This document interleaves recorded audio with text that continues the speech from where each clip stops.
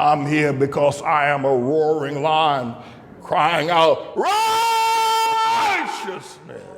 All right, so yesterday, the last time we were together for many of you, I played an excerpt of Charles Barkley on the CNN network discussing hate in America.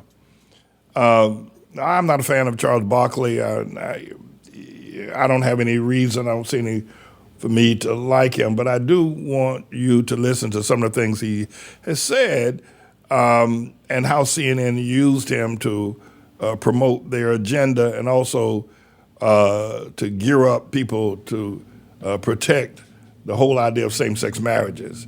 And also, in many ways, he came to defend the Semites. He came to defend the Jews. Now, I'm a Zionist. I love my Jewish brothers. I will defend them as well.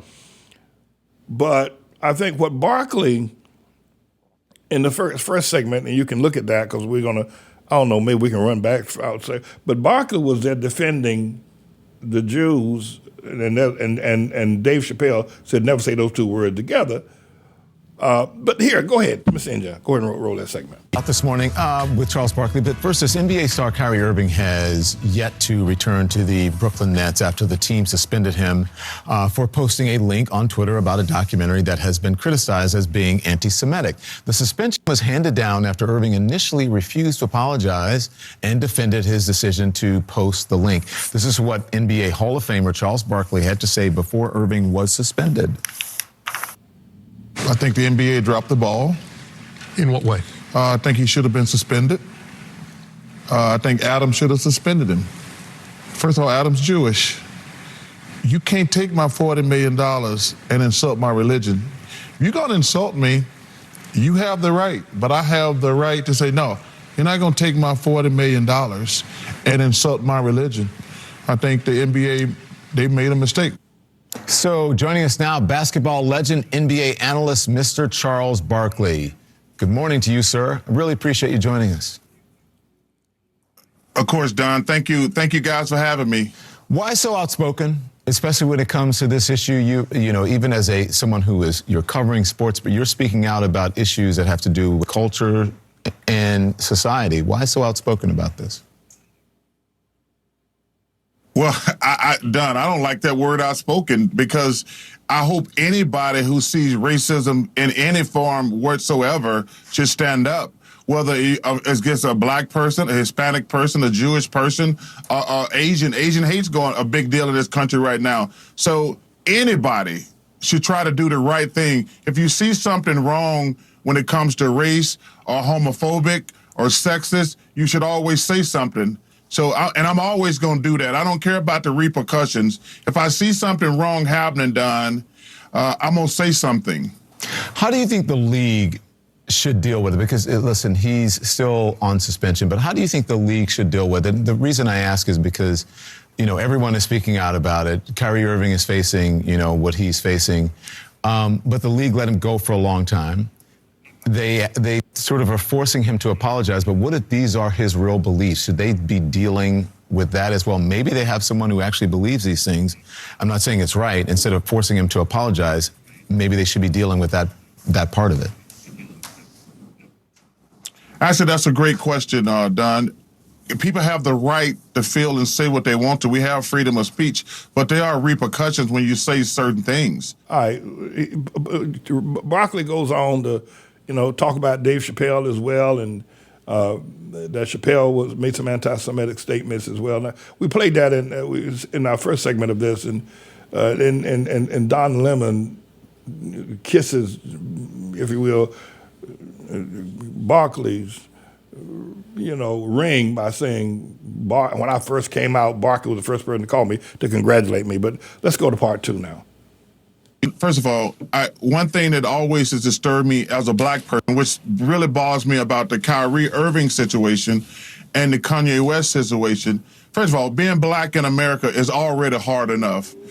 And for us to go at other ethnic groups just makes things worse because it's hard enough being black.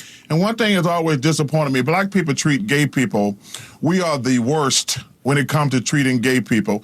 And that's one thing growing up, it really always bothers me. And I want to reach out to you and all my gay friends, all my transgender friends, and tell you, man, I got nothing but love and respect for you. I want you to be you. And I wanted you to know that day, because I understand being black, what it's like being gay, because you get mistreated, and it's really unfortunate and sad and stupid, to be honest with you. Charles, you mentioned your home state of Alabama. We both share that. Thank you for that, by the way. Sorry. Yeah, that's a lovely. I'm glad you pointed that out. Obviously, you're an Auburn fan. I'm an Alabama fan, so we disagree there. But you live in Arizona now, and I wonder what you make of the election results that we've been talking about this morning and what happened in the state that you live in now. Well, Kayla, number one, I don't want to talk about Auburn right now. That's a very touchy subject right now, but I appreciate that. I don't want to talk about Alabama, so that's fine. Well, let's talk about LSU, but sorry, go on. Yeah. Sorry. Yeah. You know, it's been very interesting watching the results. You know, it's been frustrating. So Carrie Lake, I don't know Carrie Lake that well, but I've met her quite a few times. She's always been cordial, friendly, just a great lady. What has happened to her the last few years has been very frustrating and disappointing to me, because all these election deniers, are they only saying elections legit if they win? Yes. That's the thing that's frustrating for me. Like, a Republican's going to say, unless we win, if the election was stolen, is that the motto we're going to have for the rest of history? If they don't win an election that was stolen? And that was the thing that bothered me the most about watching Carrie. Like I say, she's always been great to me. She was always a nice lady, but what I've seen the last few years is just really disappointing, because this thing that unless Republicans, and let's say, hey, I'm an independent. I vote for whoever the hell I want to vote for. I'm an independent. But this notion that unless Republicans win the election, it's stolen, we can't go on like that. That's just really sad. First of all, Barkley is a dyed-in-the-wool, if you will, homosexual, and supports with everything. And my thing is, as you know, he played for the Phoenix Suns for many years, and he was a good basketball player. I think he made the All-Star a couple of times. But you know, being in the locker room with someone who's gay, I would think that Barkley was dishonest to his players. I think what Barkley has done to his individual players and to his fans is worse than what Kyrie has done. Because Barkley, as a homosexual, while he was on the Phoenix team, would be in the locker room with men who were completely undressed. The locker room, you know, everybody in the shower. And if you're gay, and you don't tell people, that's dishonest. So I discredit everything Barkley has to say, because I feel he's not genuine. He wants to blame Kyrie for what Kyrie has done, and I'm not here supporting Kyrie either, Irving, of the Brooklyn Nets. I'm not here supporting him or Kanye. I've told you what I feel about all of them. But I think that we need two things. One is that Barkley is a hypocrite. Charles Barkley is a hypocrite. But the other thing is these news organizations, I suppose they're caught in a web. They only bring people on who agree with them. Don Lemon was having conniptions, if not orgasms, by having Charles Barkley on there.